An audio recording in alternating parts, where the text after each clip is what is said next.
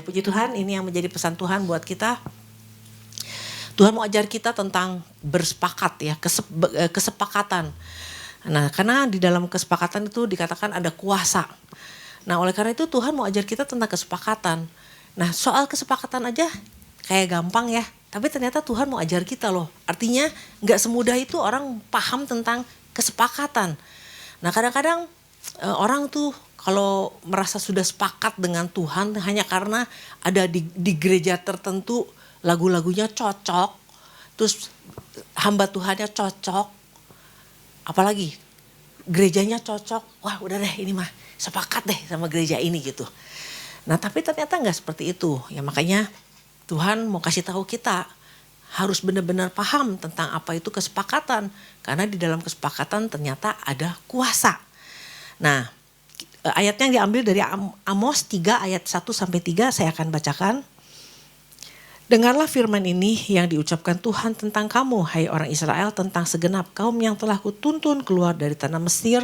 Bunyinya, hanya kamu yang kukenal dari segala kaum di muka bumi, sebab itu aku akan menghukum kamu karena segala kesalahanmu. Berjalankah dua orang bersama-sama jika mereka belum berjanji?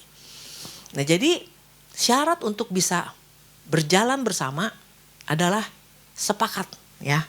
Nah kesepakatan inilah yang Tuhan katakan kalau orang bisa sepakat ya, maka baru bisa jalan. Ternyata gini, kalau kita bandingkan di dalam kehidupan bisnis ya, orang mau berbisnis, mau investasi atau mau join, mereka juga itu akan melakukan kesepakatan ya. Mereka akan rapat terus sampai ada kesepakatan, mereka akan bernegosiasi supaya ada kesepakatan. Nah itu kadang-kadang memakan waktu cukup lama.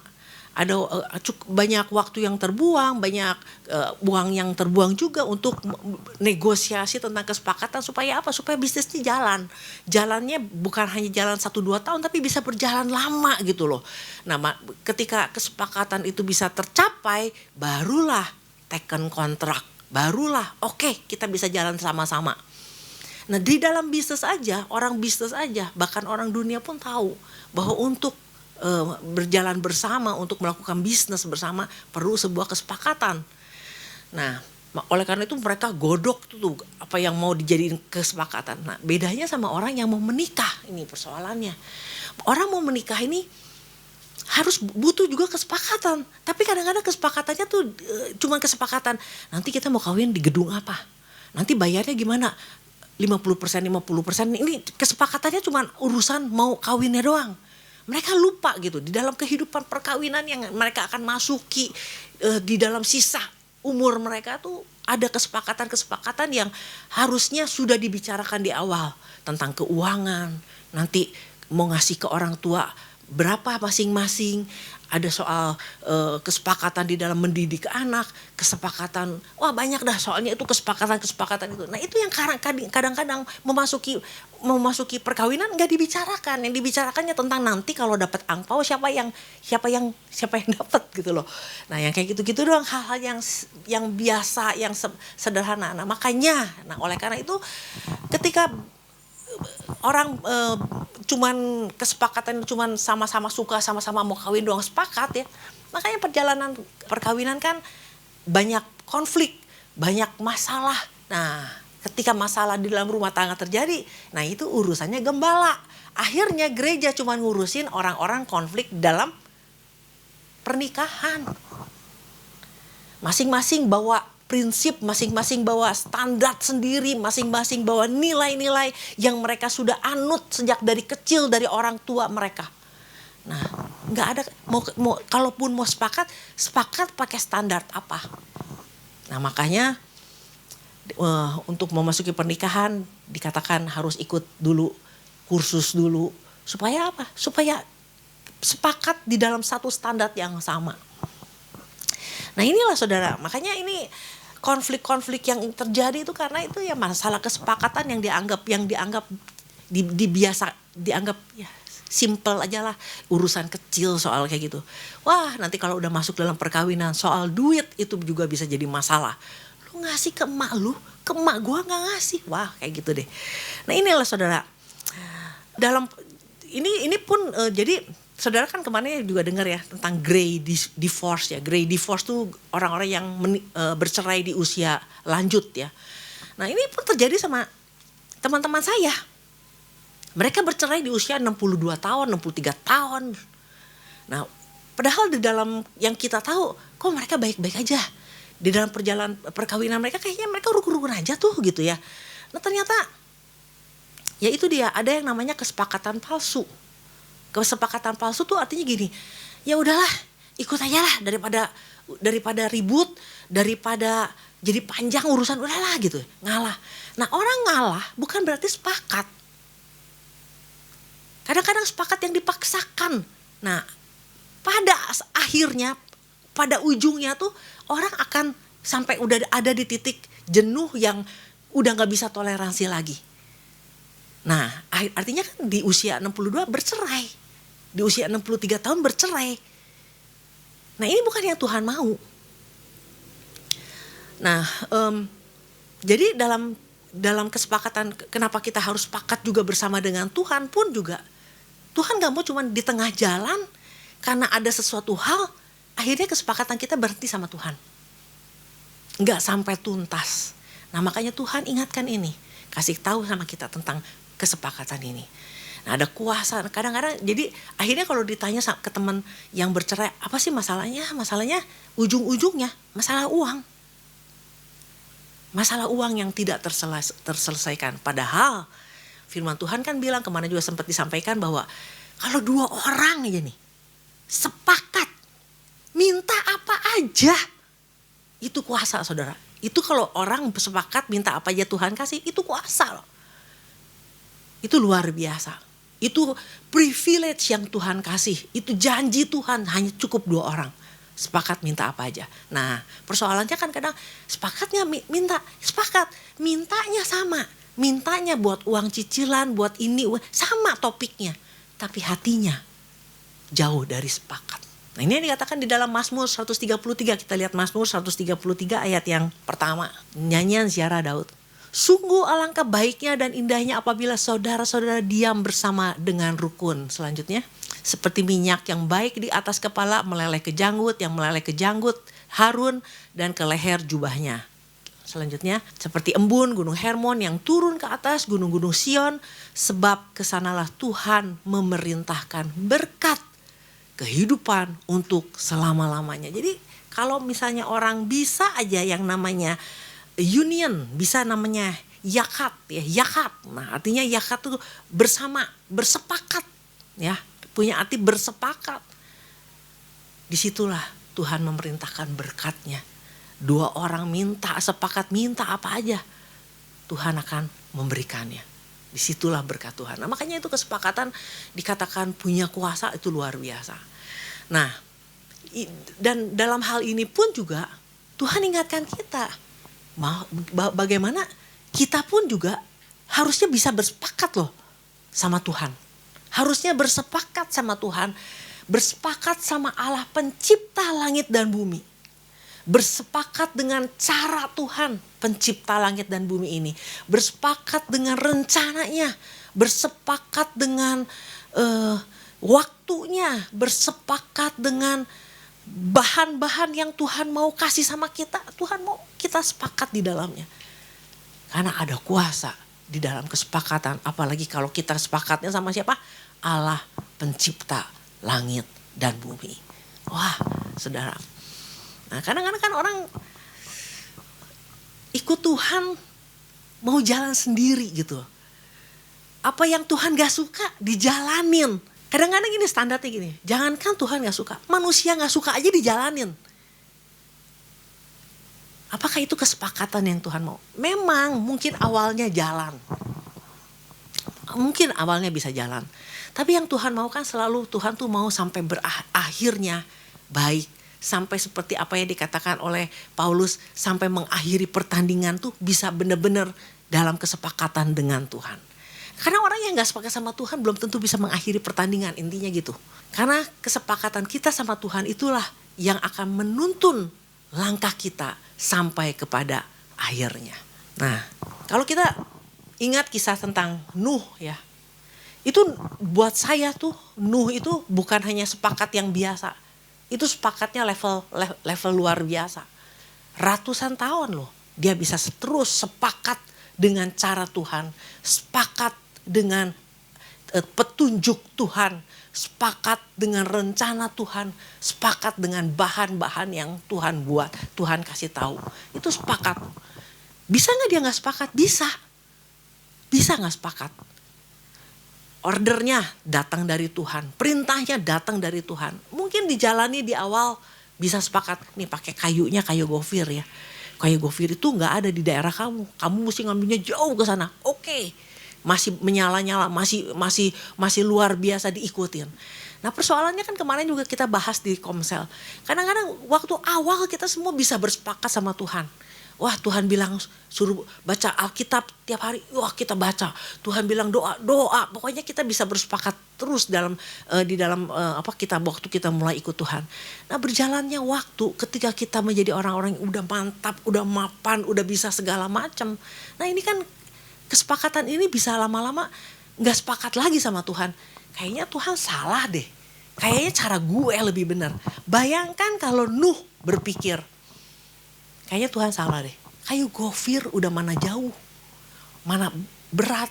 Nah berat mah bikin perahu bisa tenggelam. Mungkin dia mikir kayak gitu.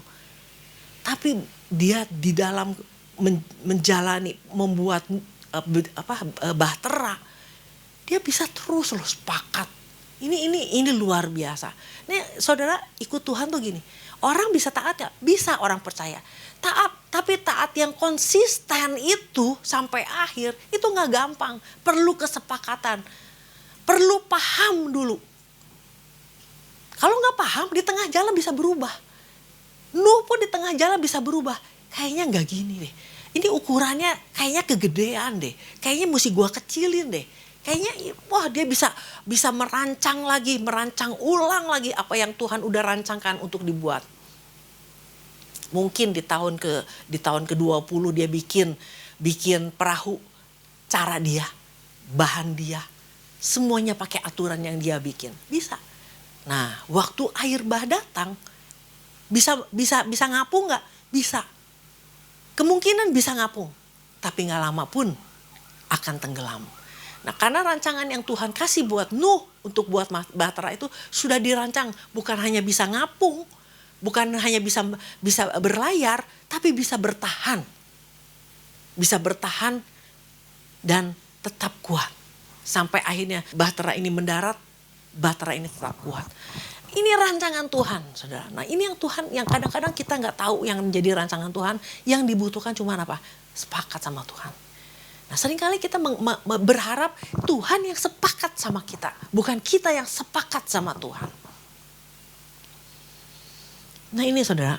Makanya untuk bisa sepakat ini harus punya pemahaman dulu. Mesti paham dulu.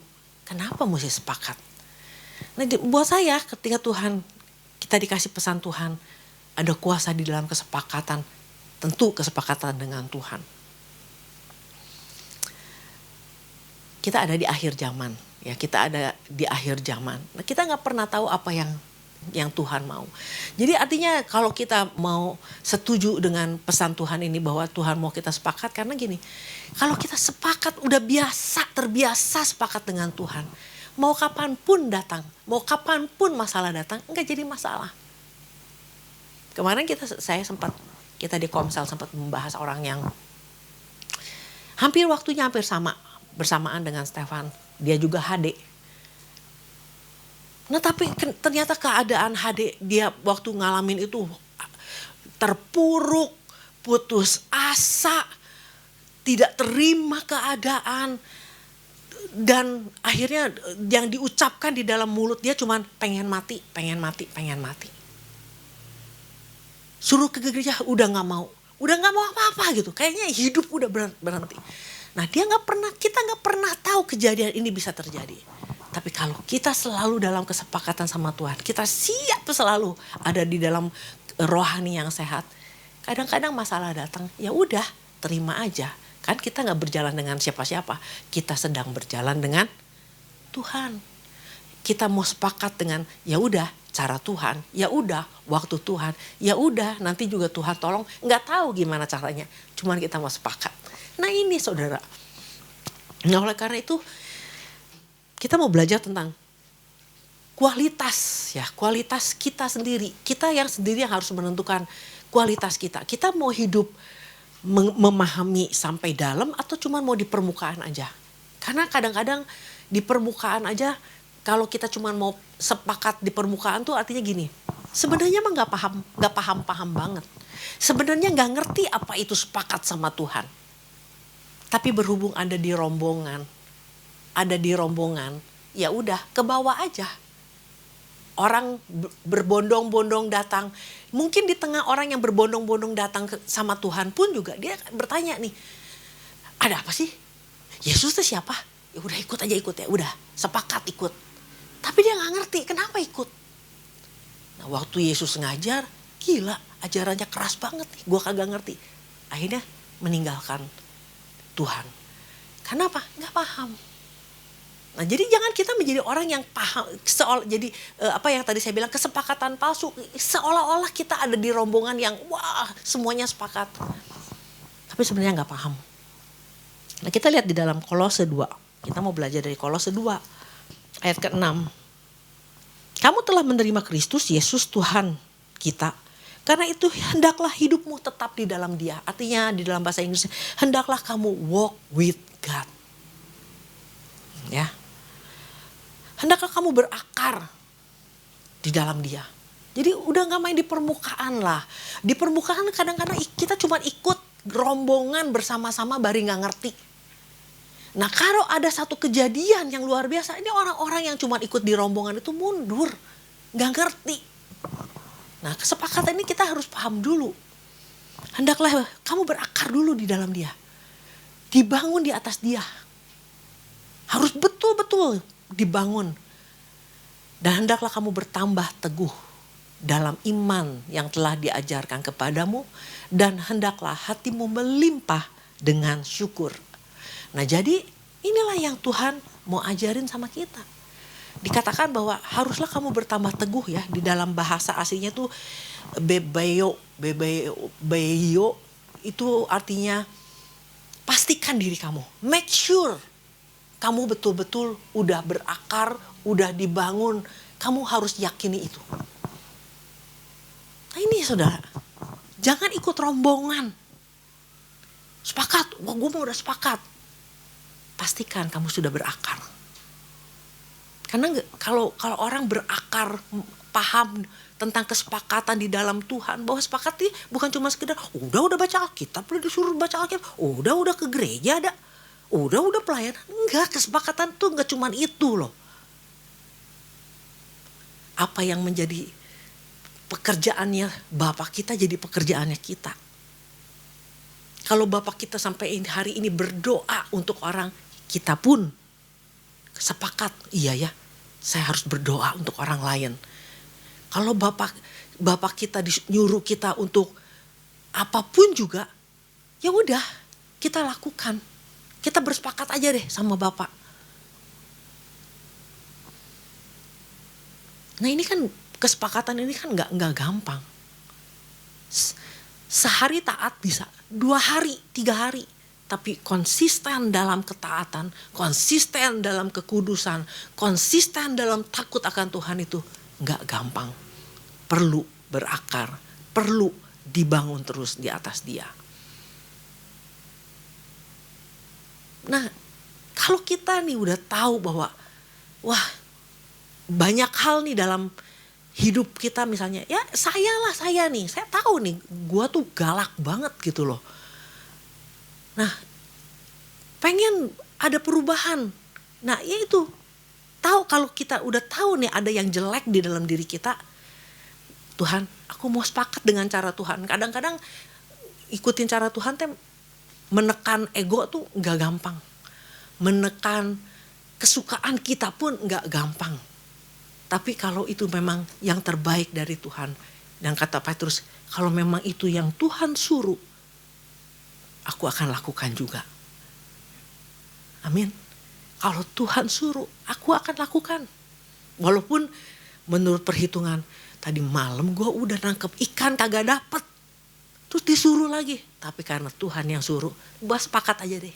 Dan ternyata apa? Ketika dia bersepakat dengan apa yang diperintahkan Tuhan, dapat gak ikat deh? Dapat sampai jebol. Nah ini yang Tuhan ingatkan sama kita. Nah, kenapa kita mesti berakar, mesti paham betul tentang kesepakatan ini? Karena kita punya free will. Ya Tuhan kasih ke kita free will. Will ini itu boleh dibilang bukan, will ini bisa liar, bisa taat, bisa liar. Tergantung kita. Kalau kita hidup kita terus berakar, terus bertumbuh, terus dibangun di dalam Tuhan, will ini bisa ikutin cara Tuhan, bisa sepakat sama Tuhan. Tapi kalau will ini yang free ini yang bisa seenaknya aja, kita nggak kita kasih makan, nggak dibiarkan begitu, dia bisa liar, bisa ikut dunia, bisa ikut mayoritas, bisa ikut apa, bisa sepakat dengan apapun juga. Nah ini Tuhan mau didik willnya kita. Sama seperti apa yang dikatakan Rasul Paulus. Dia tahu yang terbaik, dia tahu hukum Tuhan. Tapi waktu dia mau melakukan yang baik, waktu mau lakukan hukum Tuhan, kok hati dia jadi belok. Nah artinya kan belum sepakat nih sama Tuhan. Nah sampai akhirnya dia memutuskan untuk berjalan dengan Tuhan.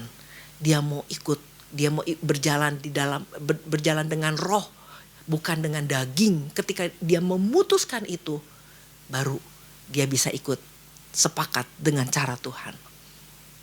Jadi kemarin juga sempat disampaikan bahwa sepakat itu adalah tentang kita dimulai dari diri kita sendiri. Kalau nggak dimulai dari kita sendiri mah nggak mungkin bisa berubah, bisa ikut sepakatnya Tuhan, nggak mungkin. Nah kemarin juga kita membahas bagaimana apa yang mesti disepakatin sama Tuhan. Disiplin. Nah disiplin mah bukan sepakat sama Tuhan. Disiplin mah sepakat dulu sama diri. Disiplin itu sepakat sama daging, roh dan daging itu bisa sepakat. Itu namanya bisa disiplin.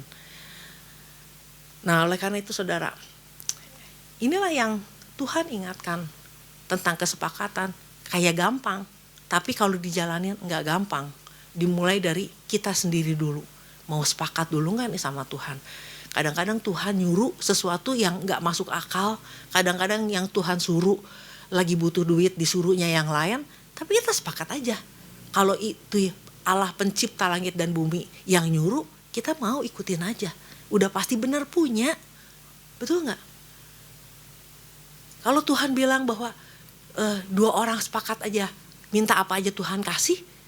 Nah kenapa gak bisa sepakat dalam hubungan suami istri? Kenapa masih berjalan dengan ego masing-masing, gak bisa ngampunin? Kenapa? Nah itu karena nggak percaya ada kuasa di situ bahwa Tuhan bisa kasih itu. Orang suka meragukan Tuhan. Nah oleh karena itu saudara, kalau kita memutuskan untuk tidak sepakat sama Tuhan, mau jalan sendiri, ya nggak jadi masalah. Cuman privilege untuk dapat kuasa yang dari Tuhan, privilege untuk dapat hal-hal yang baik dari Tuhan, mungkin nggak akan terima. Mungkin keselamatan yang kita harapkan bisa mengakhiri pertandingan belum tentu bisa selesai. Karena apa? Jalan di akhir hidup. Awal mungkin ikut cara Tuhan, lama-lama pakai cara gue. Nah oleh karena itu biarlah pesan Tuhan tentang kesepakatan ini kita renungi lagi coba. Selama ini, apakah saya selama ini udah sepakat sama Tuhan? Nah demikian firman Tuhan, Tuhan memberkati.